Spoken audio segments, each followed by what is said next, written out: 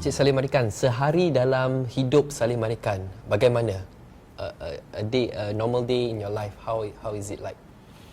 In my younger days, I will sleep very late. Lepas midnight, 1 pagi, bangun pun lambat. Tapi dalam 15 tahun ni, I akan tidur pukul 10 malam, bangun pukul 6, 6.30. Then I will do my morning exercise, walk about 45 minutes. And then I have coffee and spend 1 hour reading the papers. After that, breakfast and get ready and be in the office about 10 in the morning. I will be there about until 1 or 2 depending on the workload of that day.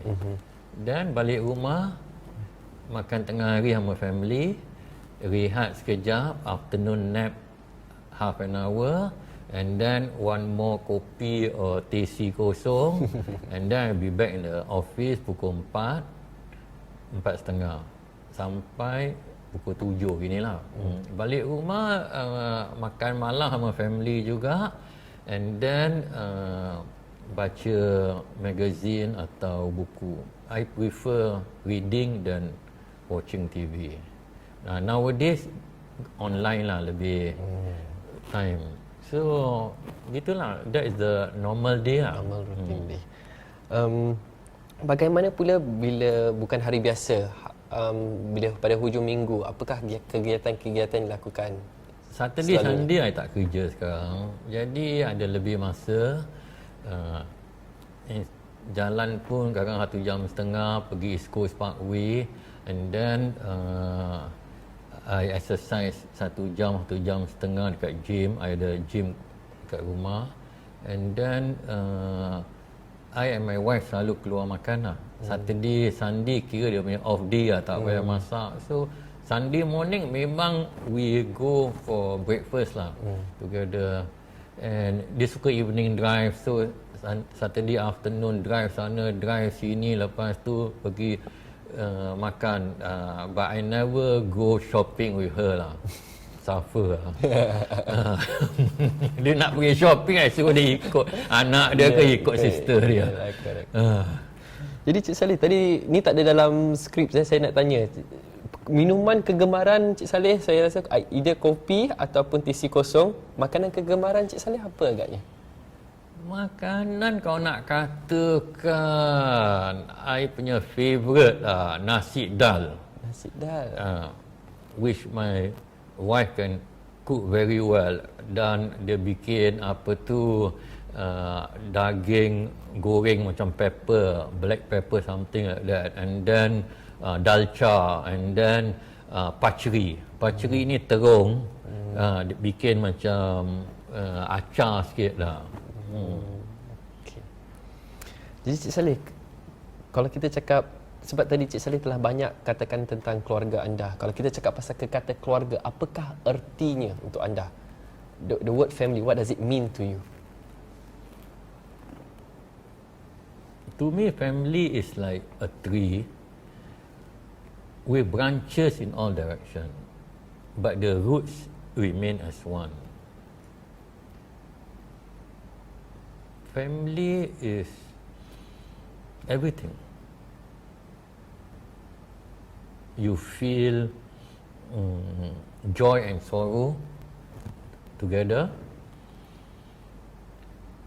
You enjoy or feel happy and celebrate events like birthdays. And to me, without a family, I don't think I will be as happy as I have been. Terima kasih Cik Saleh. Seterusnya, anda telah pun memenangi pelbagai anugerah ya. Kalau saya boleh lihat di sini, antaranya ialah anda adalah entrepreneur Ernst & Young pada tahun 2012 dan juga anugerah Jawahari dari Berita Harian pada tahun 2011. Apakah rahsia Cik Saleh Marikan untuk mendapatkan pengiktirafan sebegini? What are your secrets? Actually, in business, there's no secret. Nowadays, there's so many books you can buy and read how to be successful and everything. You go online also, there's no secret. But our government want to encourage entrepreneurship. So this organisation also they come out with all these awards, and there is a criteria that those who participate need to meet. So it happened that I can meet all the criteria, and among those shortlisted in that particular year, I happen to outshine them. So I win the award for that year. But not only you win awards of the recent years, I mean even in the 90s, 2000, and now even in this particular era, you won awards, you see. So what is the extra edge do you think Second Chance always have in clinching all these awards? No, last year I won the best CEO for companies below 300 million. So the edge is, I mean, we don't when we do business, we don't think of winning awards. We think of success. We're thinking of how to make more money. But these are the people who compare you with the others and see, yeah, this Second Chance, we can give him this award. So it's they is the one that decide, not me. Okay, back to your business ya. Apakah detik-detik yang anda rasa seperti M Saleh Enterprise pada mulanya? Apakah detik-detik yang anda rasa penting dalam menubuhkan M Saleh Enterprise pada ketika itu? Nak katakan lepas 2-3 minggu lepas saya buka toko tu, saya dah rasa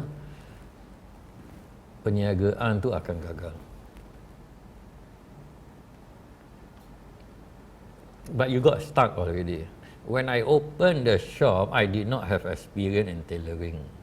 So I got this Chinese boy that one of my friends recommended. He's the cutter. So I was depending on him. And then what happened is that he was colliding with the textile suppliers. Every textile suppliers, including my family business, all of them have problems with old stock. Sometimes they also make mistake. They order the design, difficult to sell. The experienced tailor won't buy from them. So they look for new fella kuku like me, just open shop.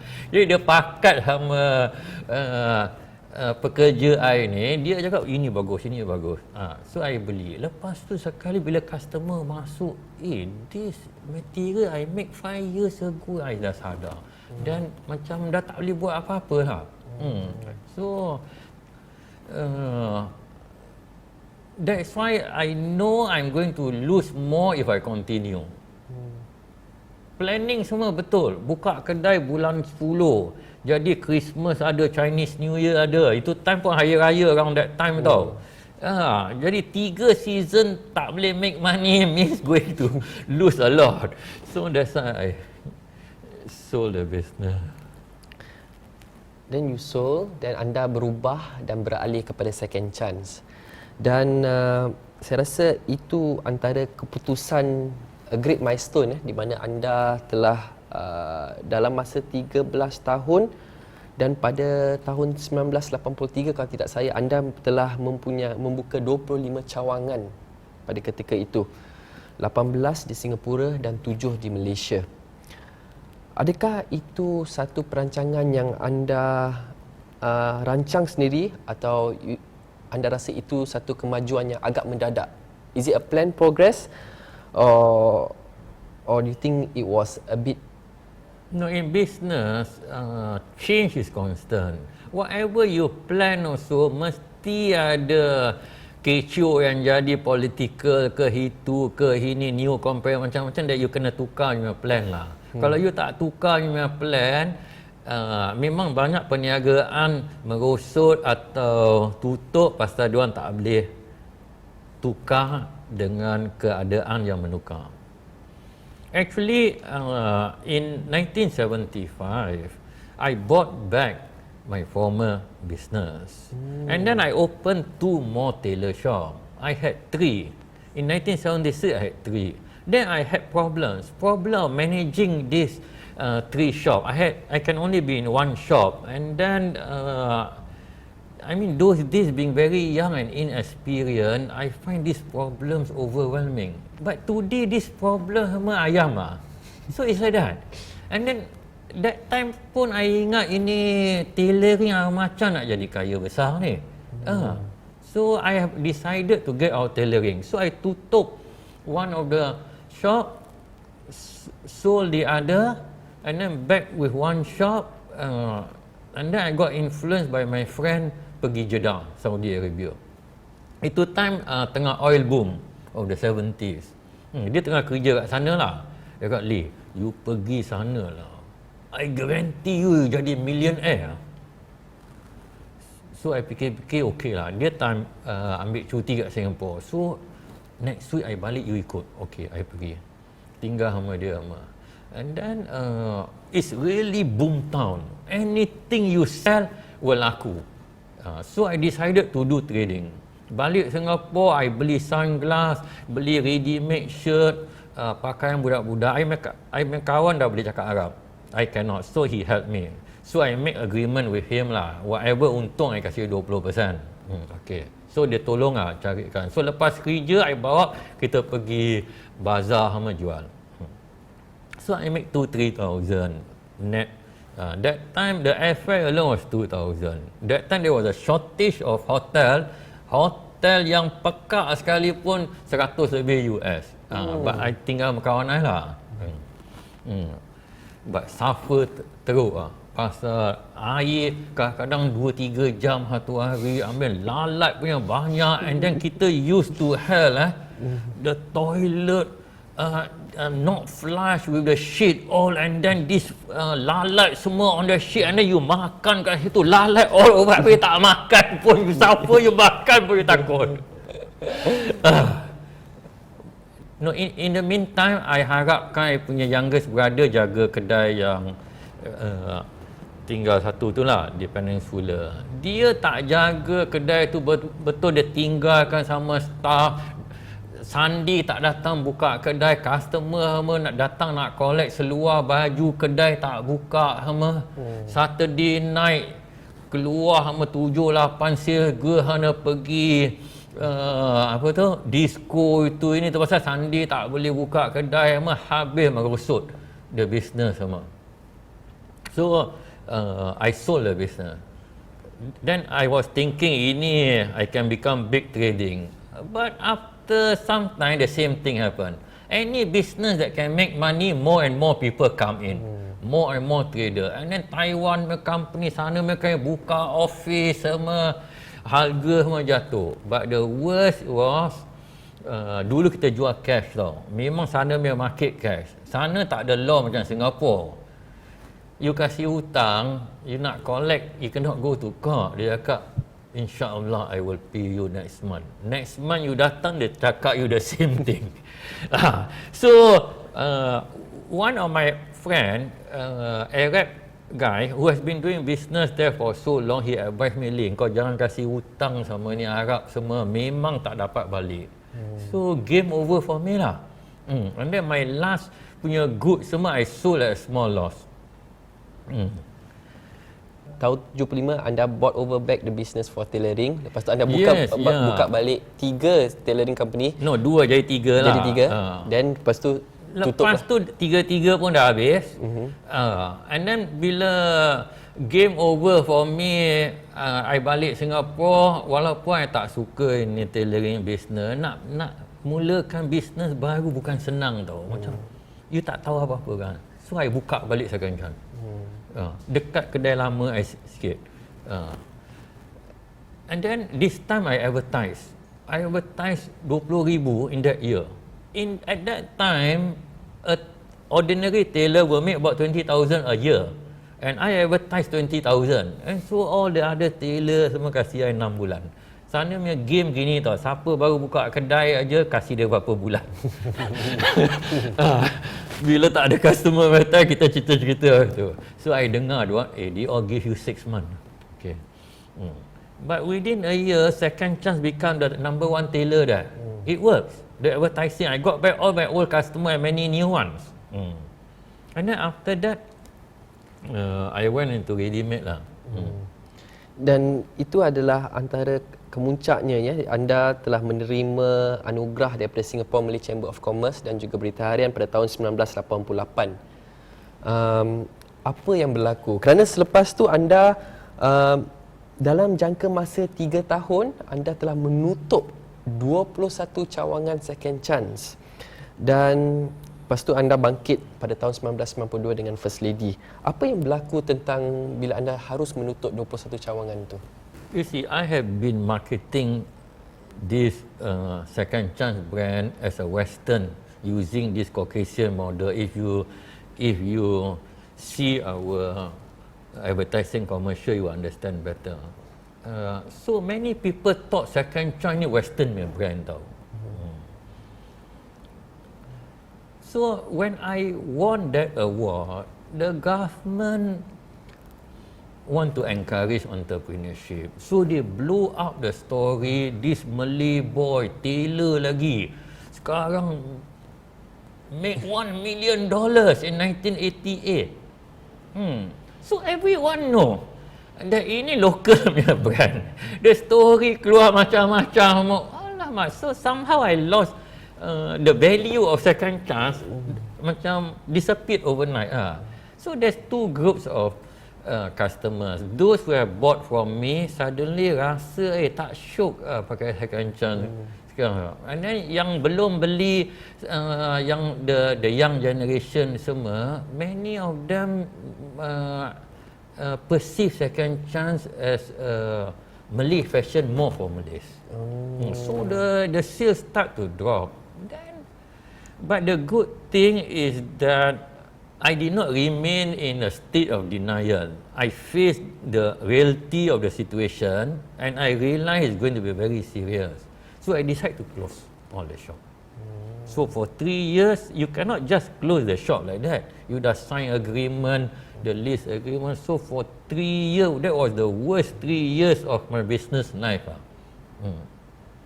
Kalau you buka berniaga, you tak untung pun, pasal itu hope, itu harapan, make you feel, but ini is the opposite tau. Tutup one by one. So the whole organisation morale was very bad. Then after 3 years, I punya ingat, okay lah, you orang cakap I Malay punya company, I go into the Malay business lah. So I buka First Lady. Alhamdulillah, First Lady make $1 million in the second year. In the second year. And then after that I buka Golden Chance itu ni. Jadi anda membawa First Lady ke Malaysia dengan kaedah franchise. Ada berita yang mengatakan ia bukan sesuatu yang lancar sebenarnya. Apa yang berlaku? No, memang ada masalah. Malaysia punya government nak tolong Bumi Putra. I ada 3 franchisee. Jadi mereka tak ada business experience. Dia orang apply ambil second First Lady punya franchise, dapat loan from government. Jadi dah buka kedai sama. Habis berniaga ni dalam 1 tahun kita punya keuntungan dalam 2 bulan saja. 2 bulan sebelum Hari Raya. Yang 10 bulan tu tak ada untung. Because this business is highly seasonal. Jadi bila bulan slow, dia orang panic. They blame me, your design cannot sell, the sale wise so low, itu ini. And then dia orang masukkan lain orang punya brand semua. Mana boleh? Dan melanggar yes, franchise agreement. Tapi this country you nak go and sue them 7-8 tahun kes tak habis. So and then I mean pekerja dia orang saudara sendiri pakai slipper.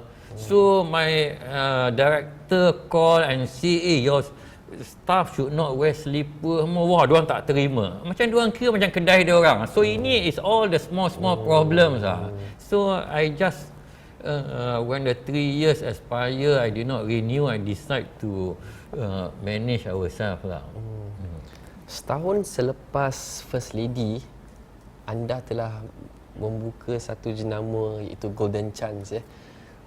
Hingga ke sekarang ni kalau kita lihat, kita tanyakan seorang wanita Melayu ke manakah mereka akan pergi untuk membeli emas, dan the top of the mind mereka akan katakan Golden Chance. Apa yang membuat anda menubuhkan Golden Chance sebenarnya? Bukan, selepas saya berjaya dalam perniagaan First Lady, saya sadar, alamak, 18 tahun saya berniaga untuk lelaki ni, semua setahun sekali diorang datang shopping. So I decide mesti nak bikin berniaga customer perempuan lah. And then fikir-fikir, I my brother saja, kita jual barang kemas lah. So we try. Dan we tak ada experience. But then we make research, we make feedback. And then we sadar dalam bisnes ni yang penting sekali trust. Macam Puhing semua, dia punya slogan pun ada the word trust. Jadi pasal masa tu banyak berniaga barang kemas ni, dia orang tipu.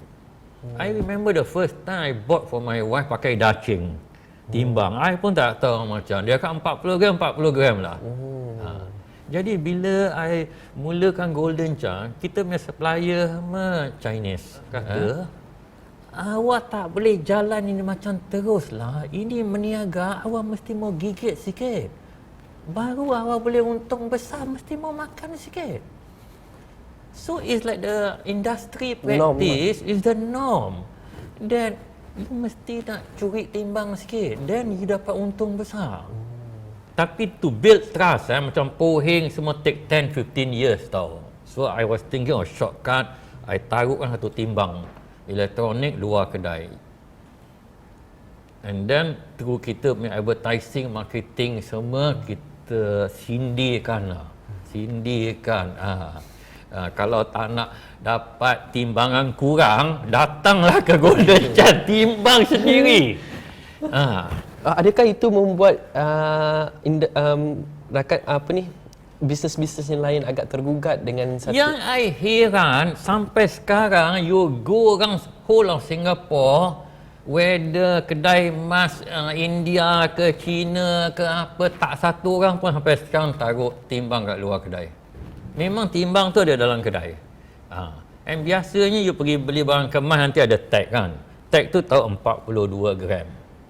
Jadi dia kira harga emas hari tu 42 gram. But customer macam dia susah nak cakap, I nak timbang. Tak. So itu pasal dia orang senang nak tipu. Tapi bila I tahu timbang tu, tak ada customer kita yang timbang. Yang datang timbang, ada bawa rambut cukup, bayi 40 hari timbang. Ada bawa halter pusaka nak bagi halter timbang. But customer kita sendiri macam dia percaya 100%. And I even win an award for that. This PSB, Productivity and Standard Board. At that time, ada innovative punya award. So they came to know, datang itu ini semua, I won the award for innovative business punya idea. Tadi Cik Saleh tekankan sebelum saya ke soalan seterusnya, anda tekankan tentang advertising dan juga promotion satu saya rasa strategi yang kerap ataupun ditekankan oleh syarikat anda sendiri, tidak kiralah dari zaman Second Chance, First Lady dan juga Golden Chance. Dan Golden Chance sering dikemukakan di program-program TV sebenarnya. Adakah ini satu yang memang dirancangkan dengan begitu teliti sekali? Memang saya percaya yang advertising ni works. So if it's done well, it will help. Because brand is very important. Nak kira kan semua orang jual barang sama. Label je lain. Jadi you kena lawan dalam cara lain to be more competitive. One way is through advertising lah. Because my first time I advertise yang second chance punya tailor tu, it work. So I believe in advertising. Dan daripada tailoring, baju kurung, emas, dan anda terus melonjak kepada hartanah pula, satu penerokaan yang terkini buat diri anda dan juga second chance. Anda mengambil kesempatan semasa krisis keuangan Asia pada ketika itu dan terbukti ia terhasil. Dan apa agaknya yang menjadi punca ataupun saya rasa detik permulaan untuk meneroka bidang hartanah buat anda? Actually never plan to go into property. Macam tadi you tanya kan, ada plan itu ini. But the opportunity arise. 1997 we went for IPO. We raised 5.4 million. We wanted to expand our retail business. And then the Asian financial crisis, as you said, yes, now took place.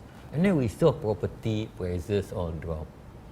So we think, why not we just go and buy this property on. Jadi with that 5.4 million, we bought 15 million. Dan tiap-tiap tahun kita punya untung tu tak banyak, 2 million, 3 million, kita beli lebih property. Kalau 3 million, kita boleh beli 10 million. Ambil loan lah. Jadi sampai sekarang nak katakan lebih kurang 70% keuntungan grup Second Chance dari business property ni. Jadi pada Februari yang lalu anda telah menjual 45 properti anda atau unit hartanah anda, terutamanya di Silim Square. Mengapa anda lakukan demikian? No, we were approached by someone who wanted to form a real estate investment trust. So he came to know we got a lot of properties.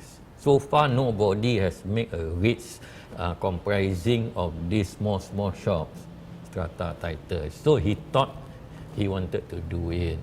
Then after much negotiation, in fact, he wanted to buy all our properties. So, but we put a price that he don't want to agree. So in the end, he agreed to buy 45 properties for 175 million. But the condition is that his IPO for the REIT must be approved by stock market, SGX. But bila dia apply, SGX tengok ini kedai-kedai ke sana sini, satu Singapore ni semua, they don't feel comfortable. So they did not agree. Unless you ambil building besar-besar ke industri ke apa, so the strata title punya shop has to be a small percentage. Jadi dia jumpa kita balik, kita negotiate. Sekarang dia nak beli 13 property dengan harga 55 million. Itu pun depend on this dia punya IPO accepted by SGX. Dalam 4-5 bulan kita boleh tahu. Jadi Cik Saleh, tadi Cik Saleh mengatakan yang 70% keuntungan untuk syarikat anda bergantung kepada unit hartanah anda. Pada masa ini, berapa banyakkah unit hartanah yang Second Chance miliki? Pada masa ni lebih kurang 225 million. Kira harga pasaran lah. The value of the property.